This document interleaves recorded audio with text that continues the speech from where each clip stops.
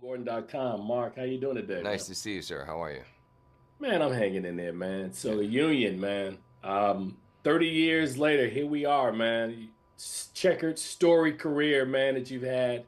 My initial question to you was, as a guy from Jersey, watching you from Boston and Halle from Cleveland play folks from Patterson, I was like, I was a little skeptical initially. You won me over quick, Mark. Well, thank you. Um, what was it about this role? Was it working with Halle? Was it the whole action aspect? What was it that initially got you involved and you wanting to produce and star in this film?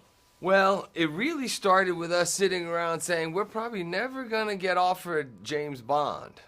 So why don't we make our own version of a blue-collar James Bond, right? Why can't a guy, every man, be plucked from obscurity, whether it be from Boston or Philly or Chicago or Patterson in this case, or New York or anywhere else, right? Where you got real tough blue-collar guys that have street smarts and real-life experience that could be very much applied to a lot of these unique skill sets. And so that's how it started. We pitched the movie, people liked it, we were able to hire a writer, and we kind of started from this idea and brought it to the screen.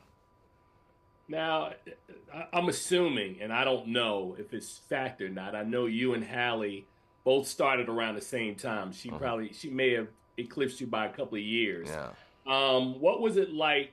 I'm assuming you had a relationship, or did you have a relationship outside of working together? Because I'm not sure if you guys had ever worked together. We Or had I hadn't, missed? but we were friendly. I mean, we met way back. I keep saying late 80s. She's saying no, it was early 90s because she said we're not going past early 90s.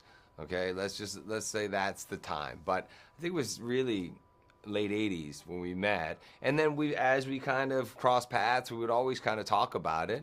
And, for me, it was like, who better and who's more believable than a guy waiting 25 years to get one more shot to prove his worth to her and have hope that she's walking through that door. And then be able to be willing to do anything and everything just to win her over.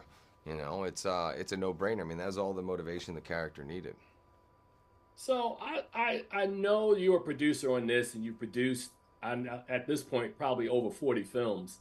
What do you enjoy better? Is it the process behind the scenes of putting the film together, or is it still the adrenaline rush for you? Still like, I still want to be out there. I still want to kind of morph into different characters.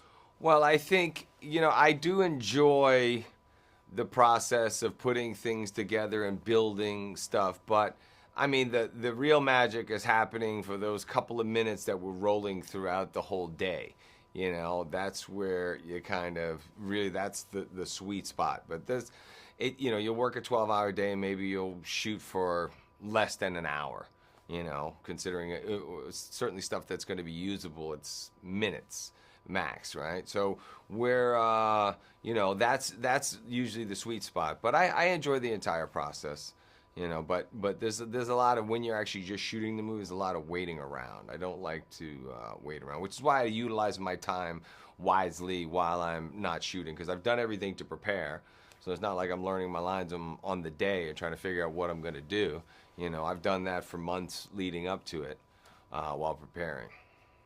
Well, I know my time is up, man. I really wanted to know what was on your bucket list because I've seen you do so much, man, over these first 3 decades, man, and can't wait for folks to check you out in this film, Mark. So it's always a pleasure, man, and I want to connect with you again, man, so we can keep the conversation going. Look forward to it. Thank you, sir. You as well, man. You take Appreciate it. care. God bless.